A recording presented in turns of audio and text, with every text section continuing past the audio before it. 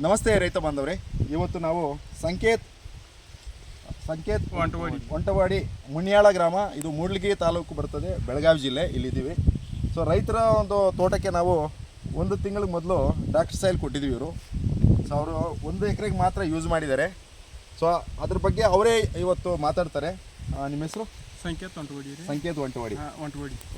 ನೀವು 1 ತಿಂಗಳ ಮೊದಲು ಡಾಕ್ಟರ್ ಸೈಲು ಯೂಸ್ ಮಾಡಿದ್ರಲ್ಲ, ಆಗ ನಾವೇನು ಹೇಳ್ಬಿಟ್ಟು ಹೋಗಿದ್ವಿ ನಿಮಗೆ?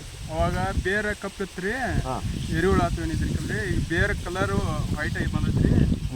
ಮತ್ತು ಇವು ಸಣ್ಣಂಗೆ ಈಗ ಬೇರು ಬರತ್ತಾವ್ರಿ. ಮತ್ತು ಎರೆಹುಳ ಉತ್ಪನ್ನ ಆಗಿತ್ತು. ಎರೆಹುಳ ಉತ್ಪನ್ನ ಆಗಿದೆ. ಹಾಂ.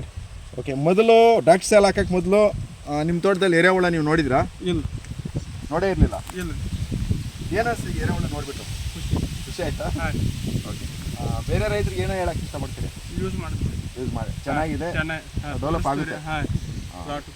Very good. ನೋಡಿ ರೈತ ಬಾಂಧವರೇ, ನಾವು ಒಂದು ತಿಂಗಳ ಮೊದಲು ಈ ತೋಟಕ್ಕೆ ಬಂದಿದ್ವಿ. ಅವ್ರ ಹತ್ರ ಮತ್ತು ಅವ್ರ ಅಪ್ಪ ಹತ್ರ ಡಿಸ್ಕಸ್ ಮಾಡಿದ್ವಿ. ಒಂದು 5-6 ಜನ ರೈತರ ಹತ್ರನೂ ಮಾತಾಡಿದ್ವಿ. ಅವ್ರು ಹೇಳಿದ್ರು 1 ಎಕರೆಗೆ ನಮಗೆ ಡಾಕ್ಟರ್ ಸೈಲ್ ಕೊಡಿ, ಅದು ರಿಸಲ್ಟ್ ನೋಡೋಣ ಅಂತೇಳಿ ಬಂದು ಚೆಕ್ ಮಾಡಿದಾಗ ಇಲ್ಲಿ ಎರೆಹುಳ ಇರಲಿಲ್ಲ, ಮಣ್ಣು ಗಟ್ಟಿ ಇತ್ತು, ಮತ್ತು ಬಿಳಿ ಬೇರು ಇರಲಿಲ್ಲ. ಇವತ್ತು ನೀವು ನೋಡ್ತಾ ಇದ್ರೆ 1 ತಿಂಗಳಲ್ಲಿ ಸೊ ಬಿಳಿ ಬೇರು ನೋಡಿ, ಬಿಳಿ ಬೇರು ಸ್ಟಾರ್ಟ್ ಆಗಿದೆ. ಇದು ಆ ರೈತ ಅವ್ರ ಕೈಯಲ್ಲೇ ಎರೆಹುಳ